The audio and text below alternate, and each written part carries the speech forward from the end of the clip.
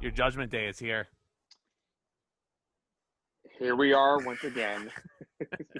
If our Judgment Day is going to include Hulk Hogan versus The Undertaker In for the 2002. WWE Championship. Yes. The Yeah. WWE Championship. Exactly. I know, I feel like during this retrospective, I had been subconsciously calling it WWE just because, that's what it is now. Yeah. But this was the pay-per-view where officially WWF was forced to change over to WWE, being Judgment Day 2002. Yes. Well, it wasn't exactly I don't know if they actually were forced to do it. I guess it was like a thing where the World Wildlife Fund sued them over the name and they just didn't want to go to court with it. So they were just like, you know what? We're just going to change the name. So they were basically forced. Yeah, they were put in a position where they had to do it. Yeah, they were forced without being forced, if that makes sense.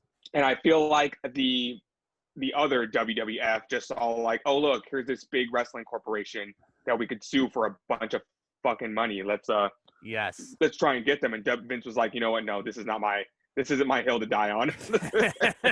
Yeah, speaking of, to my viewers, welcome back to the 2002 retrospective here on my channel for WWE, because yes, we are looking at the first show under the WWE banner, Judgment Day.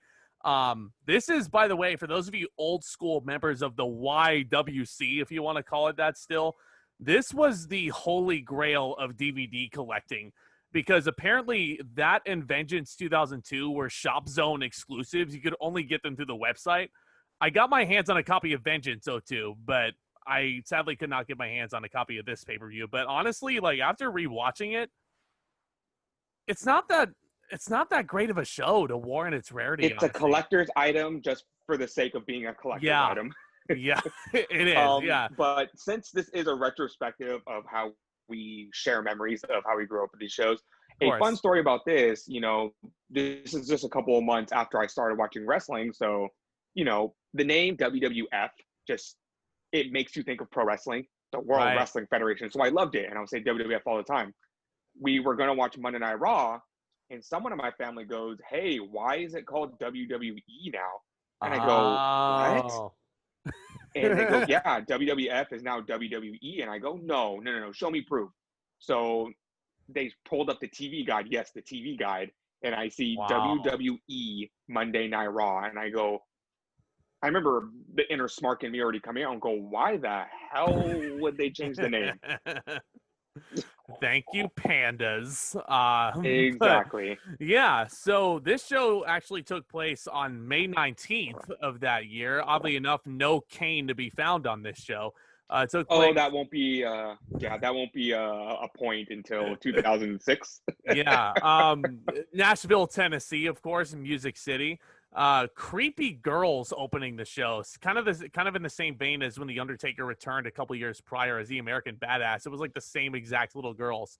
But those creepy girls, I feel like, showed up a lot in pay-per-view intros, whether it be Judgment Day or Armageddon or Unforgiven, something like that. Or just for video packages for matches where they felt a creepy aspect needed. And I feel like they'd show up a lot in Undertaker's stuff. I wonder how old they are now, and I wonder how they're doing. You know what? Me too. I'm curious to see what they're doing right now. But they're probably chilling with Henry and former Raw Tag Team Champion Nicholas. Yes. Nicholas. So the show also, I gotta mention before we get into this opening matchup, the set for this show I thought was really cool. Again, 2002 had unique sets for every pay-per-view, but there were 3 giant tombstones on the stage with the big old screens right there for the wrestlers' entrance videos. I just thought that was really cool. But not to be too much of a nostalgist, but I do miss the days where every pay-per-view got a unique set. Yep. I understand now there's not much they can do with that with Thunderdome, but even before this year, I feel like between 2014 to 2018 and just that whole past 2014, they would change up the set once, but once they set it up, they're like, nope, that's perfect. That's going to be the set for every pay-per-view. Yeah. And it was really bad in 2014 to 2016 when they were just like, oh, we're just going to use the same set for Raw and SmackDown. Yep. And it was so lazy to the point where it's like, well, unless it's Basically. WrestleMania, they're not going to do a special set anymore. Yeah. Hey, speaking of modern wrestling, how about we do a fucking rematch for this opener? Eddie Guerrero defends his Intercontinental Championship that he won from Rob Van Dam. And RVD once again the challenger. Yeah. Good lord. So what I'm again. going to say about this match before we start complaining, Right. remember in the backlash review where I said this was a good match, but it's a shame they had to follow Angle and Edge. Yeah. Well, this time they didn't Well, have to follow anything. It's the opener. I'm very glad that they got to open the show because they finally had time to, like, tell a story and actually put on a match without having to worry about a tired crowd. Right. And this match, despite it being short, I think it delivered. Oh, for sure. Yeah, the they were crowd doing was some good wrestling. the Yeah. crowd was hot for this match too, and they really wanted to see Rob Van Dam win this title. But Oh yeah. spoiler alert, that Oh was my not God, to Eddie be. Guerrero. Eddie Guerrero was such a damn Oh, good heel in this match. orale mi raza. He actually did say that Exactly. at one After point. their opening bit, and I wrote down that Eddie Guerrero gets frustrated and he needs to take a Yeah, breather. He goes outside the ring and he is just livid that basically that Rob Van Dam just out wrestled him. So that was screaming definitely at some Van good stuff Dam. right there. Yeah, there was Exactly. Van Dam looked really great in this match too. Some nice fake outs into the springboard Van Daminator, into the split-legged moonsault rather. Some near falls early on for Van Dam. Tilt-a-whirl backbreaker, which Eddie Guerrero likes to hit. RVD actually hit it in this match. Oh yeah, for only given 10 minutes, they put a lot in this 10 minutes. Yeah, and Eddie Guerrero selling in this match. His offense is obviously fantastic. It's Eddie Guerrero, but he made RVD look like $1,000,000 even in defeat. Like just the way he was Oh yeah, jumping and the around for story him. yeah, and the story of this match, just like last month, was they both have the same finisher, and they're kind of just trying to one up each other to see who has the better frog splash. Yep. To be Yeah. perfectly honest, nobody else does I a don't. frog splash like RVD. Yeah, I don't So even I don't think want to say RVD anybody. has the. I don't even think anybody hit a frog splash in this match. Like looking at my notes, like I thought they both did. I think what happened. No, I have it here. What happened is I wrote down an Eddie quote. He said, "I feel froggy," and he jumps off the top Yeah, rope. he And was then he going for just the. I misses, was going to mention that too, completely and whiffs it. that's He lands on his face, and RVD missed the 5-star also later on. But yeah, this I think that's when the commentator said like, oh, they both went for their frog splash and neither of them connected. Man, this was just a stalemate throughout. I wrote down RVD goes surfing at one point. I guess he surfboarded Eddie, which I've never seen before. Um, Mexican surfboard stretch. yep, of course. The crowd was chanting Eddie sucks, and I wrote down what is with these fans. Hey, he's playing the bad guy, so he's obviously doing something right. Yeah, that's very true. But Eddie, Kind of a morbid section of the match. I noticed in the oh crowd there no, was a "Where's Chris Benoit" sign. we'll wait a couple But months to get to. if you also remember, Benoit was still on the DL. He was still injured, so He they was. were holding off on him And just a little longer. key to note also, Benoit was drafted to SmackDown in the drafts. Keep that in mind for the King of the Ring review next month. Yeah. But RVD, Eddie Guerrero gouges his eyeballs, and this is not under eye for an eye match rules. Once again, just a reminder. RVD goes for a backslide, and then Eddie hits a backslide, but this time he has his feet on the ropes. And he out wrestles RVD and pins him with a backslide. And that's a 3 count. And RVD is livid. Eddie lies, cheats, and steals for the victory. Eddie retains it, outsmarted him. It's very different from the Backlash match. They did not hit each other with a frog splash at all anywhere. I feel like this was more about chain wrestling and more about them trying to get to the frog splash, even though they didn't do. I know the ending may feel a little underwhelming, but remember, this was also leading up to their ladder match. They were going to have a Monday Night Raw. Yes. So at this point, it was kind of no more of this sneaky stuff. Let's settle this once and for all. And I'm glad they got to open the pay-per-view. And like I said, for only given 10 minutes, I thought they did fine. I give it 3 stars. For sure. I gave it actually the same rating as I gave the Backlash match, 3.5. Didn't get as much time nearly as the Backlash match, but it was very different from it, and they found ways to be different. And yes, getting to that ladder match, if any of my viewers want the best match from these two that they've ever done, watch that ladder match from, I believe it was the Memorial Day edition of Raw in 2002, where RVD regains the title. Oh, man, so good. So good. That breaks the 4-star barrier easily. But, yeah, I mean. Oh, yeah, and correct me if I'm wrong, Eddie wouldn't last that much longer on Raw. He would somehow make his way to SmackDown. I think. Because after we talk about the Edge feud with Kurt Angle, he would start feuding with Edge. I think what happened is over the summer, I think Benoit, ironically enough, actually won the Intercontinental title, and then they were both traded to SmackDown, Benoit and Eddie. I don't know. That's right, yeah. And one thing I was noticing throughout this pay-per-view was, even though the brand split is intact, they still only have one title for each division. They only have one world title. They only have one mid-card title. They only have one tag team titles. Yeah. And they have the women's title and the cruiserweight title. They had yet to get to the point where each brand had their own set of titles, which kind of confused me, not going to lie. Because considering if you're only going to have one world title, then if that world title's on Raw, what are they fighting for on SmackDown? And, right. But I think the rule is that the undisputed champion could appear on both shows. It was the rule back then. Yeah, they were still working out the kinks of the draft. Yeah, but and that I will give an excuse because it was the first time they ever did a brand split. Yep. No excuse nowadays in 2020. But no, but we go backstage. Vince McMahon is there with his personal assistant Stacy Keibler, and that's you want a tasteless angle, Vince and Stacy. Vince looking at Stacy Keibler's behind for no reason. They are getting a prayer from Reverend Devon, who is flanked by Deacon Dave Batista. Oh, how the times have changed. And that's something I definitely want to talk about in the next upcoming match is Reverend Devon and Batista. Because in this promo, Vince would say, and you're sure your brother Bubba is not going to show up tonight.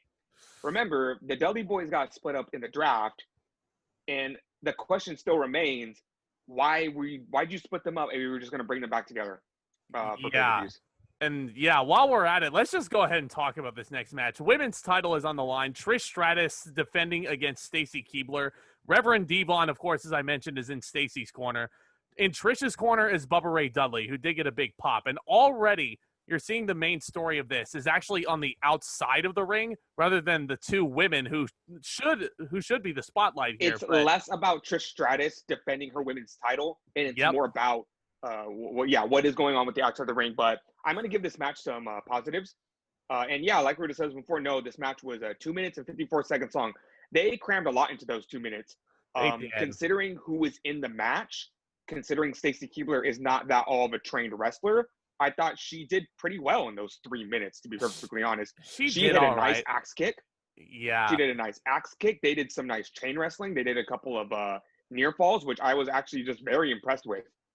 Yeah, this match was I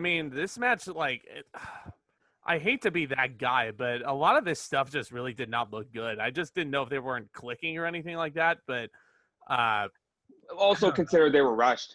It's hard to cram a lot into 3 minutes. Stacy took a really sick fall to the outside, taking a chick kick, and leading to my favorite spot of the match where Bubba is laughing in Stacy's face. That made me crack up.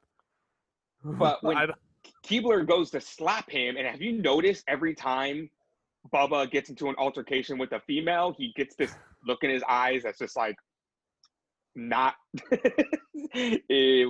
it would become his gimmick in TNA when he became obsessed with wanting to powerbomb Dixie Carter through a table. I can't do that. He just doesn't blink. I don't know how he does it, but the referee is distracted by that ordeal on the outside, which leads to Batista coming into the ring and slamming Trish. Scoop slam. That is a 2 count. That should have been the end right there. If Batista goes in the ring and slams Trish Stratus, Trish should not be able to kick out. I'm sorry. Like, that should have been it. Stacy should have been the champion, but nope. It leads up to a really, really weak-looking bulldog by Trish for the 3 count. I really hate you're probably going to disagree.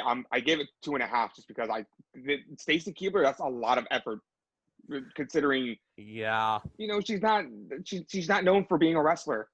And not. another point I wanted to bring up, because we were talking about the tasteless angle between her and Vince, and Stacy Keibler's tasteless entrance. Yeah. Let me explain this to viewers right now, and hopefully you are of our age and maturity to understand this. Yeah. We're men who are obviously fond of the opposite sex. Right. You can admire women without objectifying them. Yeah. That you can admire women without objectifying them. And that was a point that I don't think WWE got. They were just like, oh, we have women. Let's treat them like objects and make them bark like dogs. And Jerry Lawler with the worst commentary I've ever heard in my life. And this was a little more organized in my head, but that's just the point I wanted to make up. It's like, how times have changed. Yeah, but man, dude, you can appreciate these women without treating them like pieces of meat is what I'm trying to say. Oh, but yeah, again, for sure. 2002, this is not a concept that WWE has. Speaking of, I mean, I not give a set of morals. I give the girls credit for trying, but unfortunately, I did not give this match any stars. Sadly, I thought this match was weakly worked. They didn't get enough time. But this was more about the Dudley boys facing off on the outside. And I wrote down, why couldn't you have just done Bubba versus Devon here then? Or made it a mixed tag. Exactly. Yeah. But a mixed tag just to get around the draft rules. It was an entertaining enough segment, I guess. It saved it from being in the negative star territory. I liked when Bubba was laughing. I mean, but the Reverend and the Deacon afterwards put Bubba through a table. I mean, I wrote down that segment went on forever. Yes, it did. It did go on for a long time. It was one of those moments where I looked away for like a few minutes and I looked back up and I go, they're still on this segment? Did they need time to kill? Maybe they could have given more time to the actual match. Well, see, it's because, get this, Devon's gimmick is a preacher. He has to do a long sermon, which nothing against that, long sermons, but And I wrote down also, how is the Christian the heel in this? So I want to talk about Reverend Devon for a second, actually. Please. So we already brought up the point. Yeah. We already brought up the point that what was the point of splitting up the Dudley Boys if they were just going to bring them back for every pay-per-view? It makes sense now because as you go on, especially in Bubba Ray's career, you obviously know he can hold his own pretty well as a single star. Oh, yeah. But for whatever reason, every time they attempted to give something to just Devon, it just never would work out for him. The gimmick, here's the thing. Devon did a well enough job with the gimmick. Oh, yeah. It's just the fact that it was a shitty gimmick. I actually, you know what? I think Reverend Devon is one of the more underrated gimmicks of this Ruthless Aggression era. New Legacy Inc., shout out to them on YouTube. They made the Reverend Devon gimmick a little more famous nowadays with their DDP season mode. And shut your mouth, but... Because here's the thing. Yeah, Devon did a good enough job with the gimmick, but looking at the dynamic between him and Deacon Batista, Devon should have been a manager. Yeah, he should have been. Devon was playing a gimmick manager, but he had a heavy. So a good way to get around that should have been either A, Reverend Devon shouldn't have had a heavy at all, or B, ditch the Deacon gimmick, have Devon be Batista's manager, and have Devon be Batista's mouthpiece. Yeah, but you also... that gimmick would have worked a hell of a lot better than it actually did. You also got to remember, I mean no disrespect in saying this, this was a just freshly debuted Deacon Batista also, so he would have been very green at this point. So I think it was wise to kind of have him learning under Devon a little bit before getting really into... Which is why I think Devon, it was an idea, they could have just ditched the whole thing altogether, but if Devon would have been Batista's mouthpiece, if the roles would have been reversed, where Batista would have been... Because Batista was Devon's heavy. Right. And they obviously weren't doing anything with that. And Batista looked like a chump in this segment because Bubba Ray beat him up before he went through the table. And the Trish kicked out of his move. Yeah. So I just looked at the whole thing. I was like, you know what? If they were to rebook this thing, and because again, Devon made the gimmick work. Right. It's just that he was put in a terrible position where it was doomed to fail. Yeah, I read somewhere that his father was actually a preacher in the Brooklyn area. I could be wrong. Which is how he made it work. Oh yeah, no, like he knew what to do for sure. But so I think if Devon was solely a manager as a reverend, it would have worked a lot better. I think he would have worked a lot better as a babyface, honestly, because that donation box would have been full for the Devon Building Fund. Yeah, as a heel, he was just a little disabled. He wanted to be a big table. After that, we go backstage. Ric Flair and Arn Anderson, and Vince McMahon approaches Ric Flair again. And keep in mind now, they're both heels, so now they're getting along after being at each other's throats for months and months on end. And remember, Ric Flair is going to be teaming with The Big Show later on in the night. The Big Show is a member of the NWO, who Vince brought in to kill Ric Flair. And now Flair's teaming with them. You think it was safe to say that NWO is dead in the water at this point? The show makes no sense. And now Flair and Vince are hugging backstage, like after killing each other in the street fight? You think it's safe to say that the NWO was dead at this point and WWE was propping up its lifeless corpse like it was Weekend at Bernie's? Yeah. They were trying to squeeze every last inch of the NWO they could. Scott Hall's been fired by this point. Kevin Nash, I think, was out with an injury. Wasn't the infamous X-Pac is still awkwardly floating around. And he's just awkwardly running around. There's another member that was added onto the NWO who I'll get to in a minute. But next match before that, we get a very interesting tag team contest, Tomas. It's the Hardy Boys going up against Brock Lesnar and Paul Heyman. Just like we said before with Backlash, this was fun. I think Brock Lesnar worked very well with the Hardy Boys. He did. Also worth noting, the big storyline, like other than Lesnar's debut in the Backlash match, was Paul Heyman creepily hitting on Lita. There's no Lita to be found because the announcers know this is around the time where Lita got her neck surgery.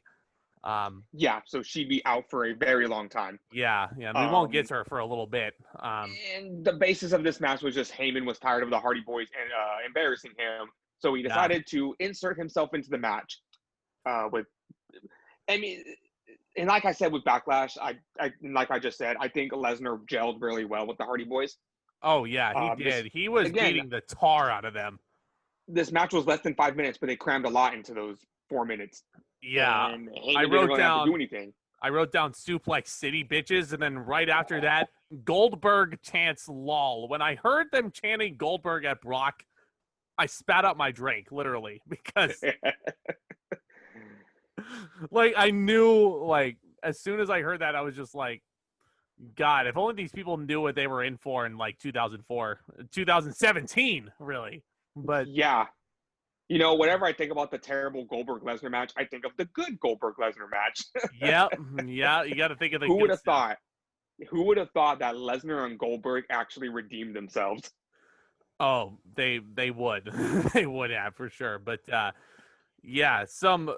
actually, the Hardy Boys got a lot more offense in this match than I remembered. Jeff hits a whisper in the wind, and he hits that beautiful jawbreaker that he always hits. Poetry in motion, and then Brock is clotheslined out, and they turn their attention to Paul Heyman, who looks like a scared little puppy, and JR with the line, "Good thing Heyman's wearing dark pants." It's at that point where the Hardy Boys grab Heyman. They hit him with the poetry in motion, which I believe is the only bump Heyman takes in this match. Give him credit, though. They're setting him up for They're setting him up for the Swanton Bomb, but that's when Lesnar reemerges, takes out. He's brawling with Matt on the outside. He enters the ring, and Hardy sees Lesnar and basically is just like, oh, well, what can I do at this point? Goes to dive on Lesnar, but Lesnar is able to catch him in midair. Yep. Oh, what a catch. And he hits Jeff Hardy with the F5, but then Paul wants the tag. Heyman is tagged in. Brock Lesnar watches from the corner, and Paul Heyman pins Jeff Hardy clean in the middle of the ring. A lot of people don't remember that. Yep. You guys remember when Jeff Hardy was pinned by Paul Heyman? This was entertaining enough, I guess. I gave it around 2 stars. I mean, again, props to Heyman for actually taking some moves in this match, the poetry in motion. Oh, yeah. But if you wanted a proper Brock showcase, this ain't it. Go watch the Backlash match if you wanted the proper one. Oh, yeah. So. Oh, yeah. I gave it 2.5 stars. It was fun. Another fun squash between Lesnar and the Hardys. I feel like the Hardys were just a warm-up for Lesnar for what he'd be doing in the next upcoming months. Oh, yeah, for sure. And let me tell you, if this wasn't enough proof, you'll see in a couple months that Vince was ready to strap a rocket to Lesnar. Yeah. Just wait until we get to King of the Ring next month. But, hey, Tomas. Oh, yeah. And listen, yeah. Remember when Ric Flair chose Booker T to be the newest NWO member? NWO is dead in the water at this point, and Booker T is doing an interview just talking about he's in the NWO. And I was watching it just thinking, who cares? Who cares? Who remembers when Booker T was in the NWO? I do remember. I didn't care. This show makes no sense. They are trying to keep. Okay, so I'm trying to wrap my head around this. The New World Order, who was the most dominant faction in WCW from 95 until, okay, to me, the faction started dying in 98, but dominated that promotion for 3 years at least. And they almost put the WWE out of business because the NWO was that popular with some of the biggest stars in wrestling history. Yeah. Come to WWE, they have no choice but to turn Hogan face because he's Hulk Hogan and everyone loves him. Kevin Nash gets injured. Scott Hall's a drunk and gets fired. X-Pac is X-Pac. They have nothing left for this faction. They basically drag it out to the woods and put it out of its misery. But like I said, they are propping up the dead corpse, and they're still trying to keep this thing alive. Yeah, that's a brilliant analogy with that, with that Weekend at Bernie's thing. But I didn't even like that movie a whole lot, to be honest. I don't get why people love it. But anyway. And that's why people don't like WWE NWO. Speaking of the WWE NWO, your favorite real quick, the whole point of that Booker T interview was that Booker was being talked about being in the NWO. Booker notices a woman standing off to the side. And Booker approaches that woman and starts to spit game. And the woman gives him her hotel key card and says, meet her at the hotel tonight. Well, there is a part 2 to this promo. We'll be getting to that a little later in the show. Yep. Tomas's favorite random tag team ever. But yeah. So, ironically, too. Speaking of random tag teams, next up is the handicap match. Stone Cold Steve Austin versus Ric Flair and the newest member of the NWO, The Big Show. But here's the thing. The Big Show actually does have a legit gripe with Stone Cold, as explained in the video package. Somehow this match got a video package. Stone Cold was on Mania while the Big Show was picking up children and saying hi to them at WWF New York, and he wasn't even on the show. Big Show, to credit Big Show in this mess of a match, Big Show cut a very good promo in the video package. Oh, yeah. Big Show was carrying his part of the feud actually very well. And if people who don't know Big Show's history, he was brought into WCW, not even being a trained professional wrestler. They wanted him as an attraction, and he got the star treatment while he was in WCW. He beat Hulk Hogan in his very first match. He was treated as a main eventer. They spoiled Big Show. And when the WWE signed him, Big Show was a spoiled brat. He was very difficult to work with. He didn't want to do anything WWE wanted him to do. So they buried him. They buried him to teach him a lesson. They fed him to Stone Cold Steve Austin one night after he debuted. They made him a jobber. They treated him like a joke. They sent him back to OVW to be part of the ring crew. To basically teach Big Show a lesson. And Big Show mentions in his documentary that he needed that because he was a spoiled brat. And he was spoon-fed everything in WCW. So WWE whipped him back into shape.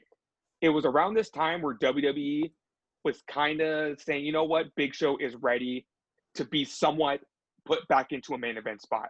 And this was Big Show's kind of shoot work promo into basically saying, I'm a giant, I should be a main eventer, and I've been treated like shit ever since I got here. And remember, Big Show had been in the WWE for 4 years at this point.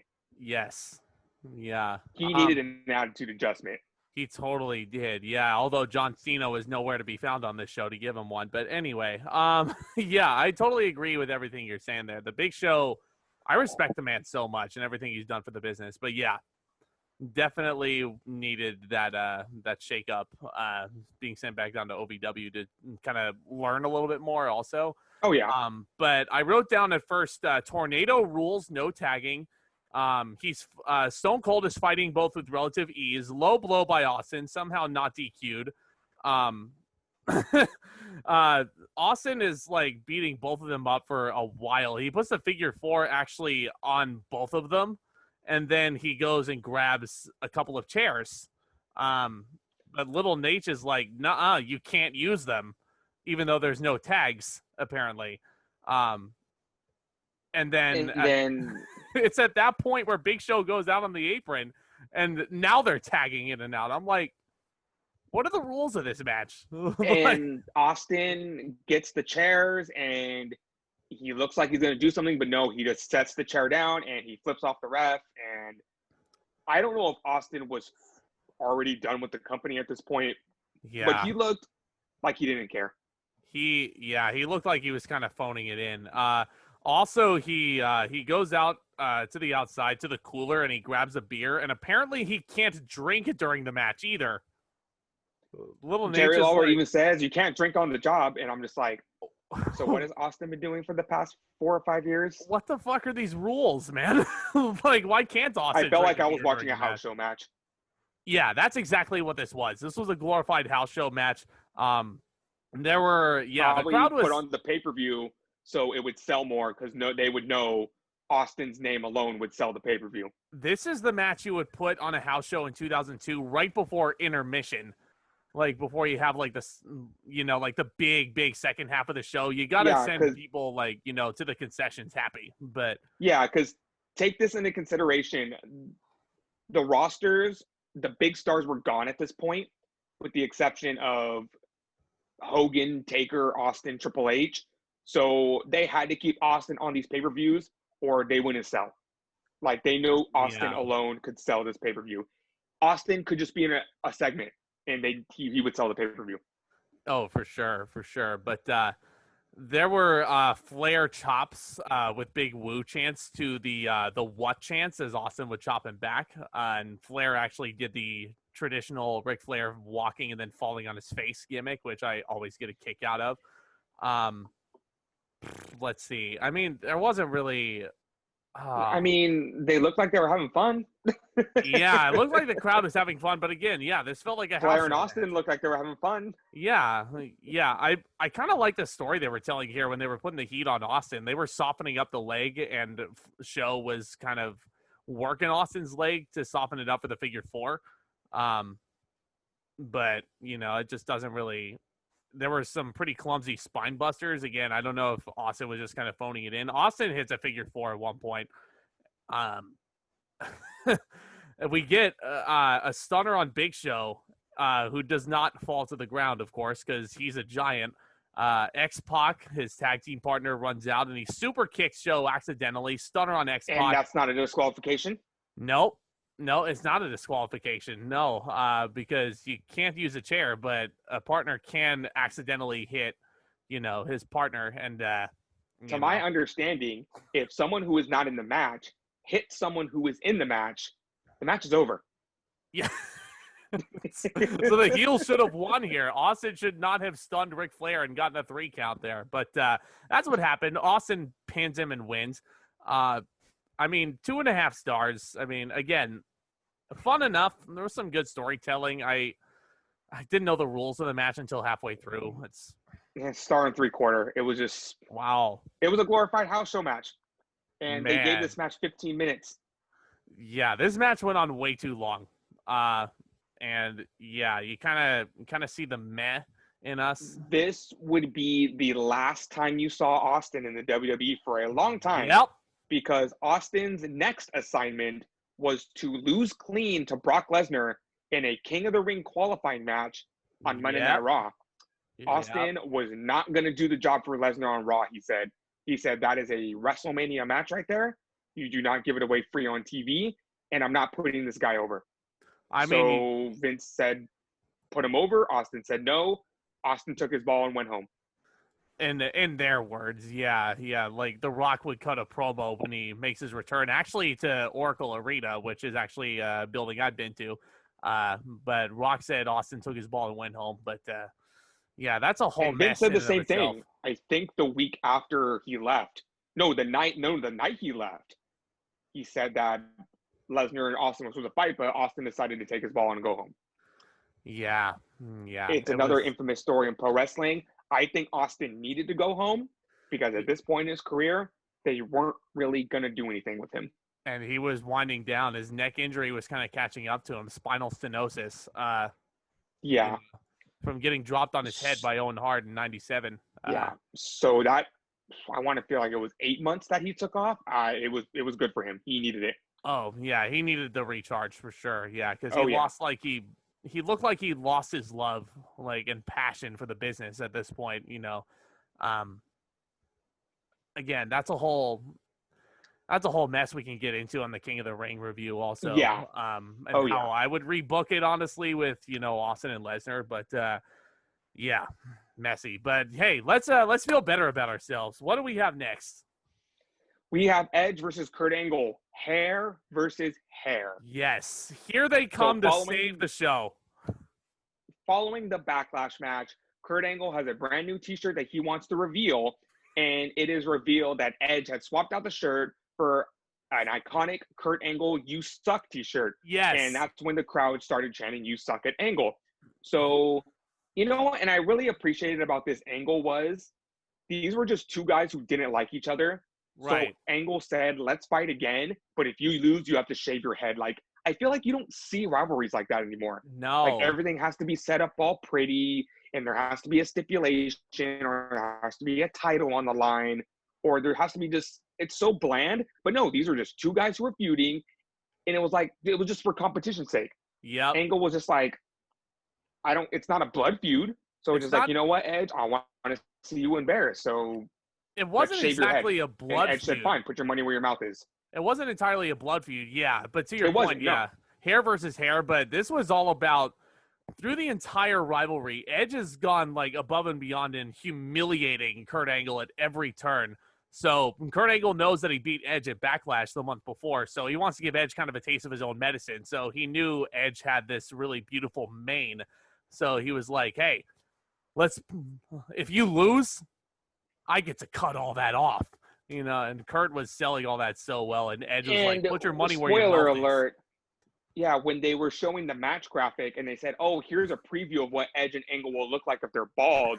Looking at Angle, it's been 18 years since they shaved his head, and he looked I don't normal. think I could ever see him with hair ever again. Yeah, he looked normal, and Edge bald looked like an alien almost. I'm sorry. And Angle stayed bald for 18 years. Yes. He never again grew out his hair. But, he never did. This is an iconic match for that reason. But there was a nice roll-up by Edge near the beginning, and he holds his fingers up like this. I was this close to winning. And, he's just playing the mind games with him a little bit. This was a good match. This was a fucking awesome match, man. They were, again, similar to Backlash. And the crowd was into it. They were. Again, I think I liked this match more than the Backlash match, mainly because the stipulation, you had some added stakes there, and the crowd was, again, right on the edge of their seats.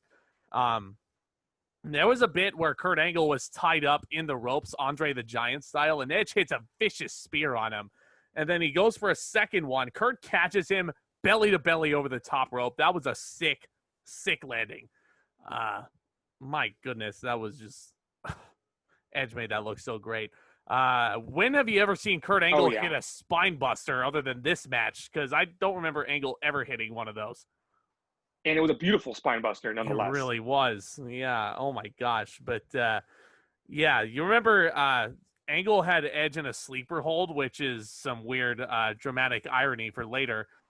He has Edge in a sleeper hold, and I loved how when they did the sleeper hold, the referee would, lift his arm up for one, dropping down.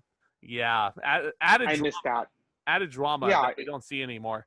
It's a classic Hogan spot, and you think they would want to do that. I missed that. Yeah. But Kurt takes him down by the hair, I wrote down. I'm like, yeah, that's too poetic there. But exchange of duplexes. The King, all these near falls, the King keeps saying he kicked out by a hair. And I'm like, God damn it. And JR responds, he kicked out by a follicle. God, Vince is feeding them crap in those headsets. Yep. Terrible puns. Yep. Lauren, if you're watching, you'll like them. She'll appreciate it. But Edge hit that Sexton Hardcastle plancha over the top rope. Oh man, Edge hits a mean missile dropkick.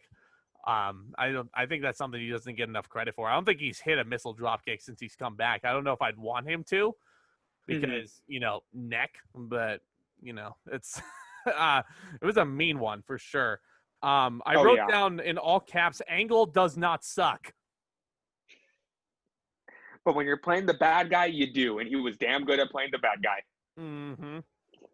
Yeah, Edge with a roll-up. Again, another close 2 count. Execution, but he doesn't go for a cover. He goes up to the top rope, and there's that spot again, my friend. Kurt Angle gets up, and he runs up to the top rope to meet Edge, and a nice belly-to-belly off the top rope, man. Beautiful super belly-to-belly that honestly only Kurt Angle could do. Edge was in orbit there, and that was such a close near fall. You could almost taste a bald Edge at that point, which came out very wrong, and I apologize to all the viewers for that. Kurt Angle looked like he was in tears on that near fall also, which is something that I don't think he gets enough credit for. I rewatched Kurt Angle's 24 documentary on the network, and he talks a lot about how in amateur wrestling you're told not to show emotion, really. But pro wrestling, that's what it's all about, and he was one of the best to ever do it, and you could feel that, you could feel the emotion and everything that was on the line in this thing. And this was just hair versus hair. This wasn't for the WWE Championship. This wasn't for a chance at a championship. This wasn't for someone's career wasn't on the line. The loser just had to shave their head. And the crowd was on their feet during this match like it was a WrestleMania main event. Oh, man. It gets to the point where Edge accidentally spears the referee. I don't remember if it was Mike Chioda or Brian Hebner. It was one of the two. But he hits a spear on the ref. And what a German by Kurt Angle after that. He grabs a chair. He notices the ref is down. And then Edge hits a spear. He goes for a pinfall. You could count to like 10 at that point. But, again, no referee to count him. He goes for another spear. Angle hits a punt kick, and then he goes for an Angle slam, which is then reversed into a spear. The ref comes to. Slow 2 count, and it's very, very close. Man, these near falls are so awesome. This match is awesome, my friend. Man, this is good stuff. Kurt Angle hit a spear. And you got to the point of the match where they were trading each other's finishers. Yeah. Even though Edge did not hit an Angle slam, Kurt did though, which was another very close 2 count. Then you get to the point where the straps are down, ankle lock. Edge hits an enziguri, but right back onto the ankle lock again. But Edge does a beautiful roll through. Angle comes off the ropes and a small package. Edge rolls up Kurt Angle. He out wrestles him, and that's a 3 count. Oh my gosh! Beautiful match, beautiful ending. Oh. And immediately after the pinfall, you see the look on Angle's face. He knows what's going to happen. Mm-hmm. I gave this match 4.5 stars. I did too. 4.5 stars. Just an extraordinary match. In my opinion, better than Backlash, for sure. Oh, yeah. So good. Angle knows what's going to happen next. Edge goes after him, hits him with the execution. Mm-hmm. And Jerry Lawler says, you can't shave a man's head who's been knocked out. And Edge starts to carry Angle up to the barber chair, but Angle is revived at that point. He's able to fight himself off, and Angle runs into the back. Edge chases after. Is Angle really going to get his head shaved? We'll find out later in the show. To be continued, but oh man, Edge also had that really crazed look in his eyes after he hit the execution. Like once he turned heel, how he would like run his hand to his hair, and he would be like, Like, he looks like a man on a mission there. And like, yes. If you're gonna watch one match on this show, to my viewers, go watch this one. This was where it's at for sure. Again, second straight pay-per-view, Edge and Angle steal the show. But here comes another match that could take its place as the show stealer. A match that not a lot of people talk about. Nope. And a match which should have been for the world title. We are talking about Chris Jericho versus Triple H inside Hell in a Cell. Yes, the WWE remembered that this feud is a thing, and this feud is not over. So I think this feud belonged in the cell. It did. And this is a Hell in a Cell match that not a lot of people talk about, and it's infamous for one certain reason that we will definitely get into when we get to that spot in the match. Oh, for sure. But yeah, Jericho actually did get an undisputed title shot against Hulk Hogan on an episode of SmackDown, which is actually kind of a hidden gem. It's a no disqualification match. It didn't go for very long, but Triple H cost him of that shot too. But yeah, getting into this Hell in a Cell match, I think this is one of the more underrated ones in the history since the inception of the match. And fittingly enough, with that pay-per-view coming up on Sunday, I mean, perfect timing, right? To review one of the classic Hell in a Cell matches. Oh, yeah, for sure. Triple H is punching Jericho over and over and over again. Like, you could feel, like, the personal vendetta going between them. Both teams... And that's what a Hell in a Cell needs to be, is between two guys that just hate each other, and you have no choice but to put them in that cell. It should not be its own pay-per-view, for sure. No. But, yeah, we could talk Triple about H goes for it looks like he's going to go for a pedigree on the steel steps, but he's going to go for a pile driver. But Jericho's able to counter the move and slingshot Triple H face first into the cell wall. Oh, that was such a sick landing. Not even on the cell wall, but a sick landing when Triple H was prepping for the slingshot, landing on the floor. Oh, that could not have been fun. He had been rope-a-doping Jericho at that point in the match, but that was kind of the turning point there. I think Triple H was bleeding after that, if I remember right. Jericho got a ladder, and he hit Triple H with it, which I also enjoy about this Hell in a Cell match, or about Hell in a Cell matches in general. Just because it's not a ladder match doesn't mean you can't use a ladder as a weapon.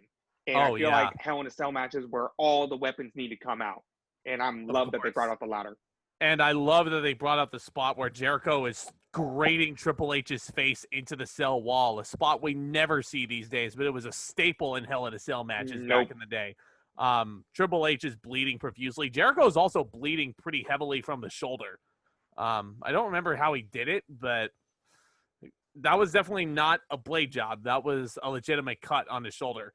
And one of my other favorite spots that they do, I think Triple H does this spot very well. Jericho lifts up the ladder to go hit Triple H, and Triple H grabs a steel chair and just smashes it into the ladder, and the ladder falls right on top of Jericho. That's a sick bump right there. Yeah, there was another sick bump where Jericho whips Hunter into the ladder, and he bounces off of it, and then Hunter actually goes over the top rope and bounces face first off of the steel steps, which are on the floor, and then into the cell wall. It was like Triple H was a human pinball at that point.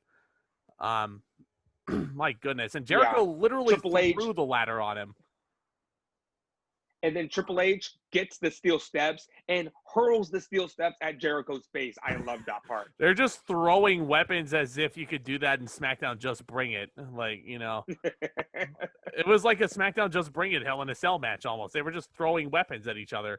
But sick chair shots. Jericho has the steel steps. He looks like he's going to hit Hunter with them. Triple H with a really nice counter, a drop toe hold, and Jericho face first off of the steel stairs. Yeah, and now we're going to get into the infamous spot. Referee Tim White was on the apron, and was it Triple H whipped Jericho into him? I believe Jericho was the one whipped into him, yeah. Triple H whipped Jericho into White, and White went careening off the apron, shoulder first into the cell wall. He fell right on that shoulder, and Tim White unfortunately separated his shoulder during that spot. Jericho lifted up White and threw him shoulder first into the cell wall. At that point, Tim White's shoulder was separated.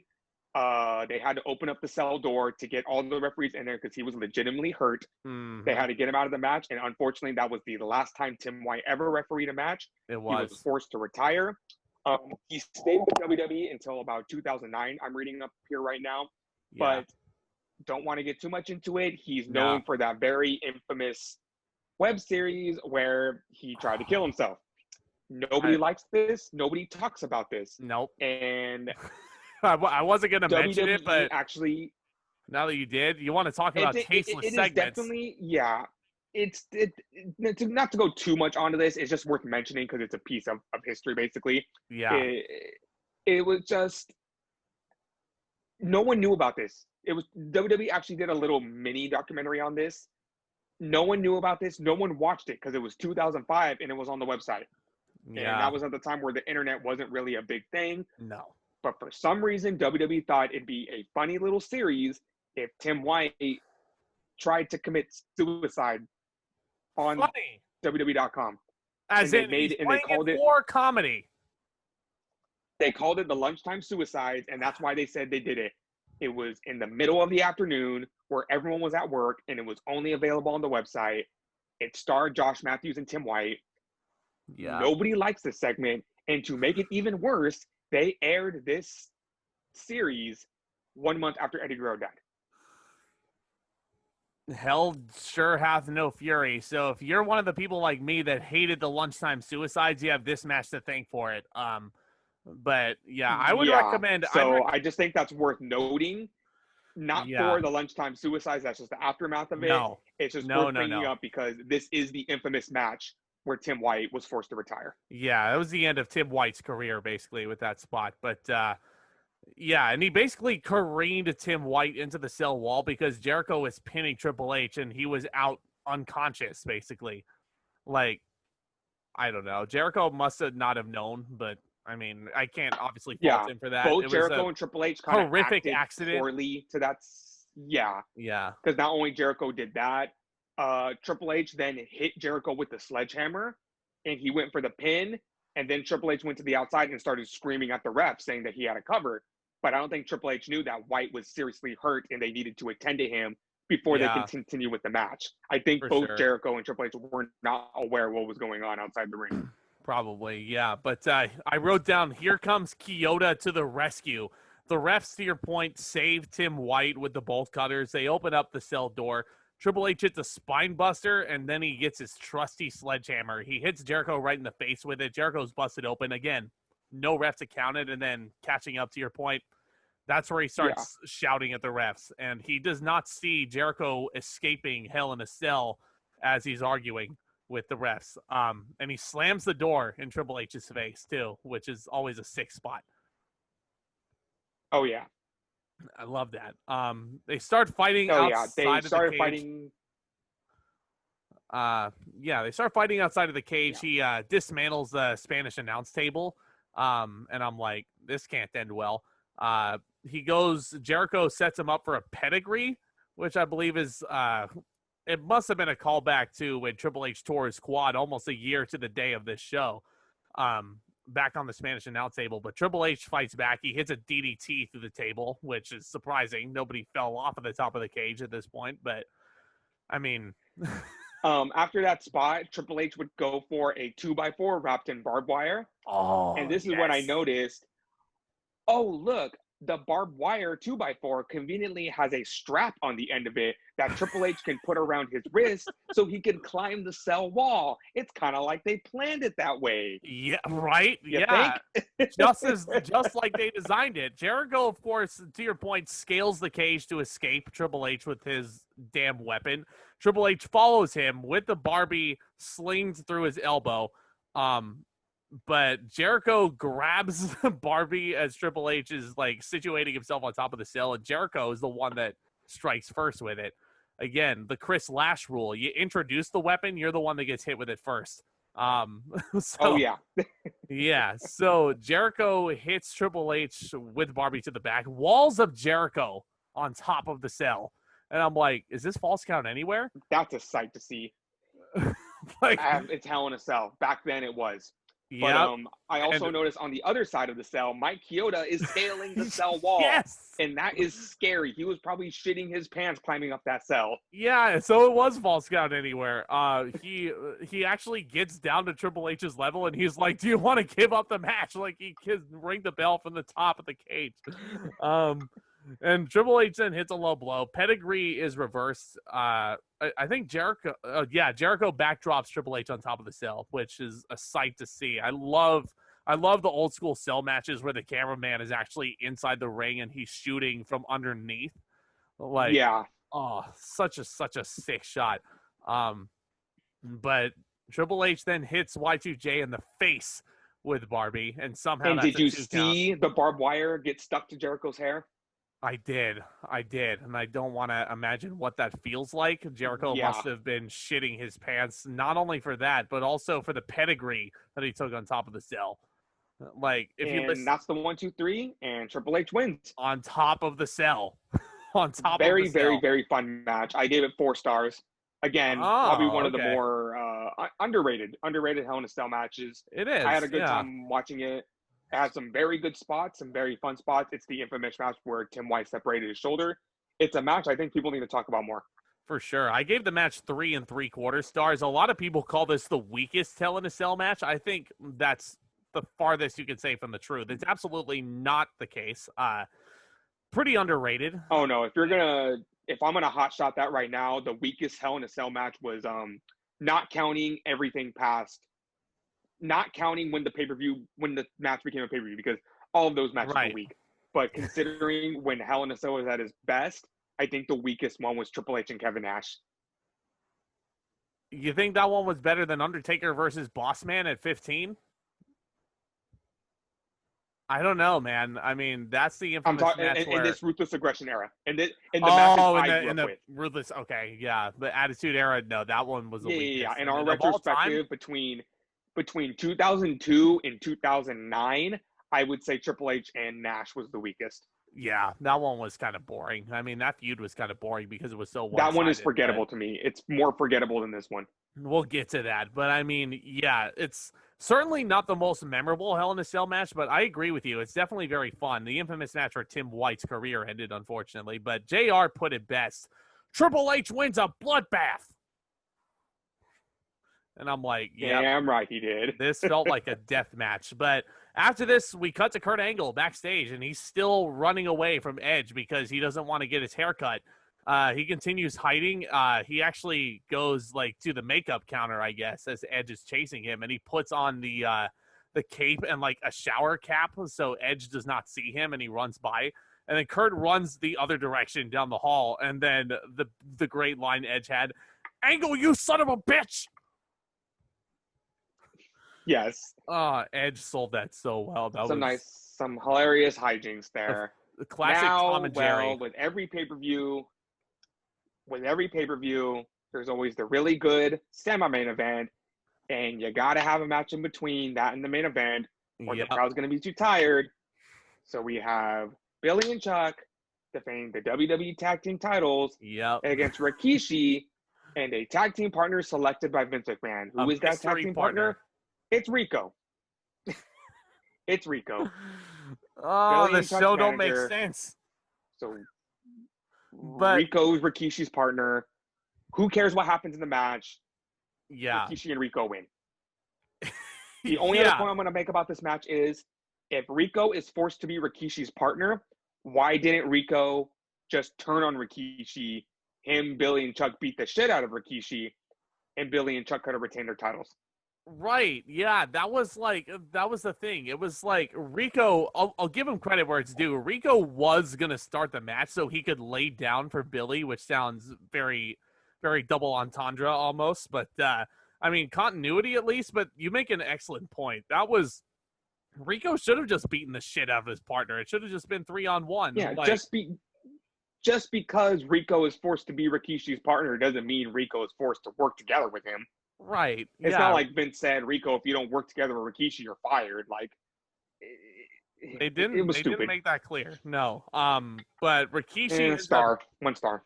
I gave the match a star too. I don't even know why it was so generous. I mean, I'll give the the ring work, I mean, I don't really have a problem with the ring work. These are all like competent workers, and I'll give credit where it's due. I mean, they at least like tried to make a silly gimmick like this work, but it just didn't make sense. Yeah, but when you only have 3 minutes to work with. Yeah, Rikishi basically wins the tag team titles by himself in a lot of ways, but there is a funny moment like at the end of the match as Billy and Chuck are walking to the back. Rico is flanking them like from behind, and he notices the other tag belt on the ground, and he looks at the title, he looks at Billy and Chuck, and then he just swipes it, and he just kind of takes it with him, and he's like, "Yeah, I got a golden piece now," and I'm like, "Yeah." They would drop the titles the next day on Raw, wouldn't they? Back to Billy and Chuck. If they were on SmackDown, I mean, I don't know if it would have been the next day, but whatever the next, I don't remember. Or but, the next show. Yeah, whatever the next show was. Yeah, because Billy and Chuck would win them right back, and then, oh man, I can't wait to get to that random tag team that they would end up losing to. But so then we get to the iconic segment of the show, in my opinion. Kurt Angle blindsides Edge backstage with the trash can lid, and here comes the famous bit. Kurt Angle is. Are we forgetting about another segment? Are we forgetting about another segment, or is that after? The hotel. This. Oh, do you want to talk about the hotel? Yeah. Let's get to that real quick. Yeah. So one thing I appreciated about this segment is that they show a picture of the Marriott. And Jerry Lawler says, "Oh, look, that's the hotel that's close to here." But why are they showing that? Why are they showing that? Thank you, Jerry Lawler, for asking that question. I don't want to watch this segment. If they did that nowadays, they would just say, "Oh, yeah, this is part of the show." But I like that Jerry Lawler actually questioned it. Why are we seeing the Marriott? Thank you. Jerry Lawler broke the fourth wall, and I appreciate that. Anywho, they realize why they're showing it because Booker T is in bed, about to get in bed with his special friend. Yeah. Is she not, like, alarmed that there's a cameraman in the hotel room with them? I don't know. They don't even acknowledge that the cameraman's there. The woman asked if Booker can turn off the lights, and they start talking dirty to each other, and then you hear a voice say, "I want you to leave the NWO and come back to Goldust." Lights turn on. Goldust is in bed with them. Props to Dustin for making Booker T is pissed. Work. Goldust says, "Booker, you haven't been answering my phone calls." If it was in 2020, he probably would have said phone calls, text, emails, tweets, Instagram DMs. Yeah. Booker says phone calls. And Goldust said this was all just a plot so I could talk to you about joining up with me again in a tag team. Booker gets up, bare ass, gets his clothes, leaves the hotel room naked. You know, you think you'd want to get dressed first. Right. And that's not something I wanted to see. That was that. Yeah, no, I gotta love Book Dust. And we'll get to one of my favorite segments involving that team on the next pay-per-view. Don't want to spoil it too much, but yeah, that segment was kind of weird. I don't even remember that segment happened until I rewatched it. But here we go. Kurt Angle brings. Do you remember when? Do I remember when Goldust did what? No, I was just gonna say. Do you remember when Goldust pretended to be the Crocodile Hunter and he went into the NWO's locker room and Big Show was sleeping and X-Pac chased him out and Booker T hit him with the trash can lid? I do remember that. Oh my God. I enjoyed that. I just wanted to mention that. That's one of my favorite moments. God bless Dustin Rhodes' heart. But oh man, this damn Kurt Angle segment, man. Like, you want to go from silly segment to iconic segment because this would alter Kurt Angle's appearance for life, pretty much. Kurt Angle's dragging Edge out into the arena towards the barber chair on the stage, and he's like, I wrote down the quote, "I'll show you a freaking haircut."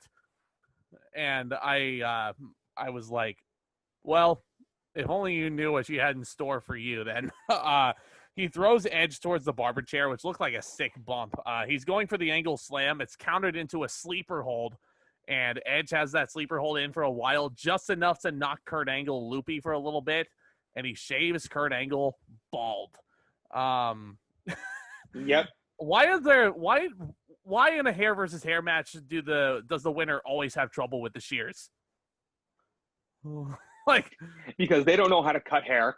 like Edge, like I feel like the razor just was not working, and he actually pulled out a Sweeney Todd razor at one point, and the King was like, "You can't use that." Like, you're gonna cut off an ear with that. Yeah, and little did he know that he could also slit his throat with it and turn him into a meat pie. The crowd also sang "na na na na na na na," which I got which is something they did a lot back in 2002 and 2003.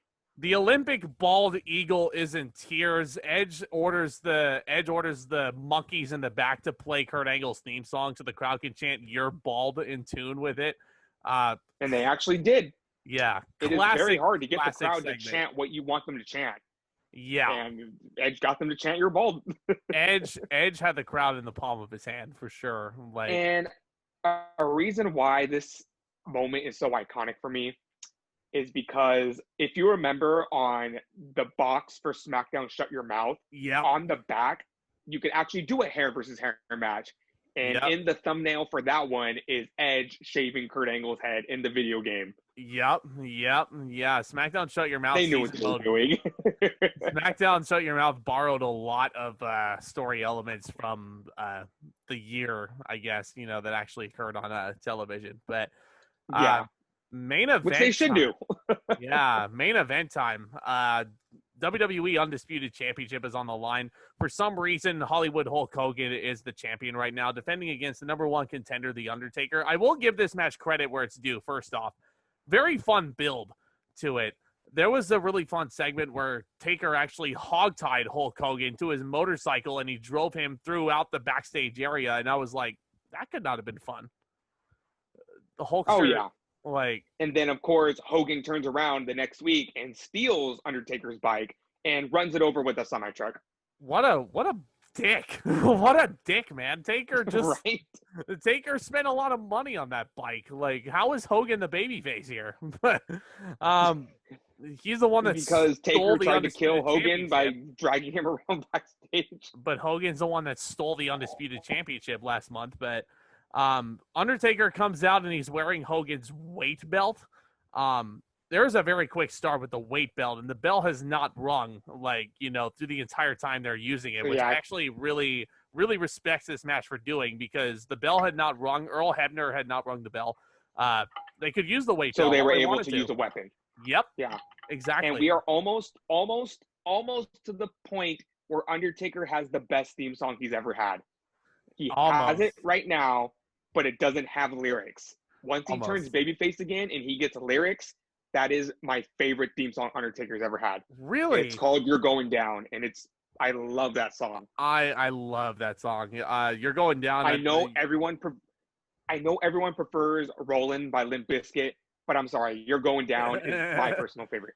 Limp Bizkit. Anyway, so it's a fast start. Hulk Hogan doesn't really get to do his full ring entrance. So after he clotheslines Taker out, that's when he tears his shirt and he does that thing, because he couldn't do it while his music was playing. Taker always does this spot on the outside where he's whipped hard knees first into the steps. And I'm like, why does he keep doing that? It's a cool looking spot, but no wonder he needed hip surgery, it's spots like that, time after time, old school is counter. Taker. This match was decent. It was fine. I mean, it was all right. It was no different from the match with Triple H last month. Not really. No, I mean, no. I will say I do respect the match, having some so Taker was working over Hogan's knee a lot. So that's the thing I was going to get at. I really respect the match's continuity that it had, and I kind of respected the story they were telling also. JR also said Hogan can't leg drop anybody from this position with a bum knee. You don't say, JR. You don't say. Which Hogan ends up leg dropping anyway later on. He goes for one leg drop at one point, but there was a really nice counter that Taker had into a really clumsy single leg motherfucking Boston Crab. I mean, it was a nice catch, nice catch out of the leg drop. I'll say that. Yeah. Oh yeah. And then we get to the infamous spot, Tomas, of this match. This is something that everybody remembers. Worst part of Hulk Hogan, for whatever reason, will not take a chokeslam. Both times he has taken the chokeslam from Undertaker, he has sandbagged it, and he did it again. To basically put this into words, Hogan was like a toddler that you had to drag out of the store because you wouldn't buy him a toy. Because Taker had to put everything into this chokeslam. Hogan refused to go up for it, and it was kind of just like Taker went and placed Hogan down in the gentlest way he could, because Hogan would not take that bump. And then he no-sells with a kick out of 2, and I'm like, what the fuck, man? I mean, I know Hogan was dropping the title to Taker, but I don't know if this was his intention, but to me, when he sandbags Taker on that chokeslam, it just came off really petty to me. Like, he didn't want to lose the title. Like, he was just whining to the creative, like, I don't want to lose this title. Why? But that's because it's 2002 and it's past your time to be champion, Hogan? Maybe that's why? Yeah. Go watch my Backlash. Go watch our Backlash podcast for more thoughts on that. But Taker, I noticed also Taker was visibly annoyed by the Hulk up here. Oh, yeah. Like, he was just like, you motherfucker, man. Like, you are not going to sell my shit. He knew that Hogan sandbagged his chokeslam. Yep, and then Hogan hits the atomic leg drop for a 2 count. Nice Undertaker DDT. And then we get Vince McMahon coming down to the ring. Why? Like, I didn't understand this. He doesn't like Hogan. Well, then why did he give him a title shot last month if he doesn't like him? Like, this show makes no sense. Yeah, Vince gives Taker a chair, and then Hogan attacks Vince, and then he goes, and then he hits. Well, first Hogan hits Vince with this hokey-ass looking punch that would only work in the 80s. And then Hogan hits Vince with the leg drop. And then while the referee is getting rid of Vince, Undertaker hit Hogan with the chair and hit him with a better looking chokeslam, but not by much. No. Yeah, and then Undertaker pins, and Undertaker is the new WWE champion. Thank God. Thank the wrestling gods above. Thank you. Taker is the WWE champion. The right person win over here. Yep, absolutely. So I'll give the match credit there for actually having the right person win it. I mean, I gave the match a 1.5 stars. Like, I think this is a better match than people give it credit for, aside from the obvious sandbagging, which always pisses me off. Just because I say the match is better than it gets credit for, that doesn't mean the match is good by any means. This match was bad, but no.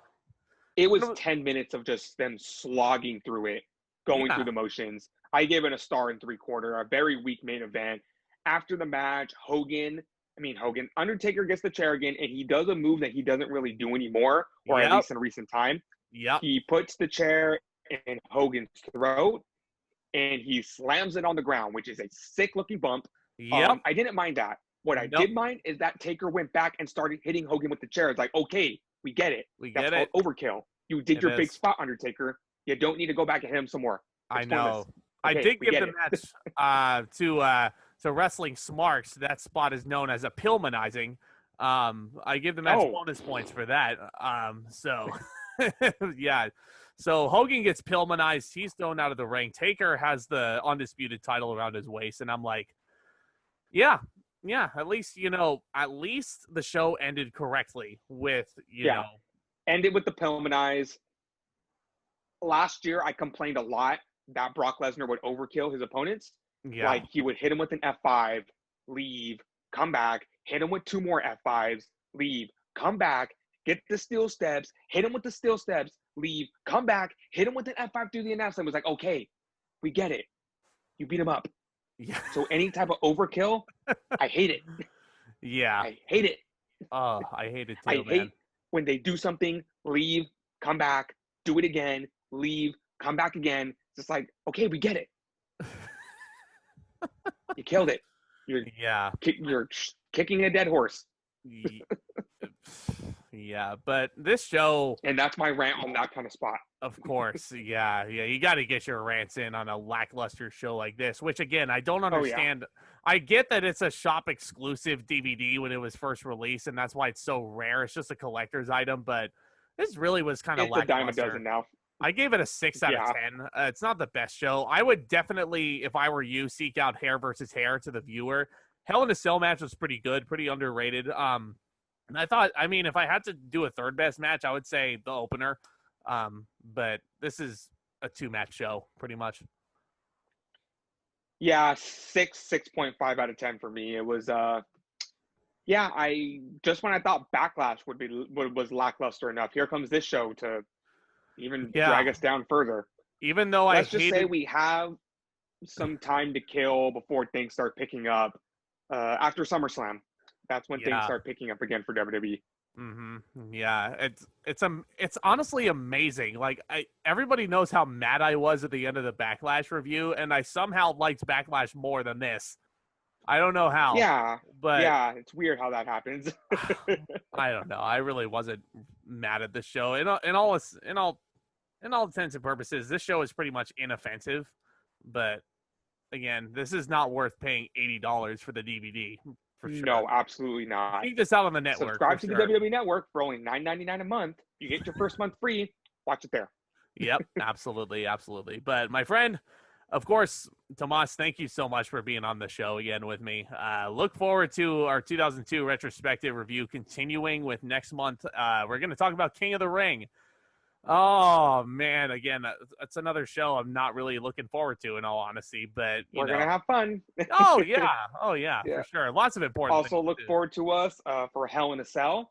Yeah, we might be going live. I will confirm with you if that's happening or not. But regardless, there will be a Hell in a Cell review. There will be a Hell in a Cell review. Yeah, we're also looking to do a Halloween Havoc review for NXT. So I don't know. We'll see how it goes with our schedules and all. But yeah, look out for more fun content coming to the channel very soon. As always, thank you all so much for watching. If you guys have made it this far, please don't forget to hit that subscribe button on your way out as hard as you possibly can. If you want to see more of this content as soon as it's released, that way you guys can be the first ones to know. If you enjoyed the video, please be sure to leave a thumbs up on it. You guys are awesome. Look forward to more fun content very soon. With all that being said, Back Talk commence.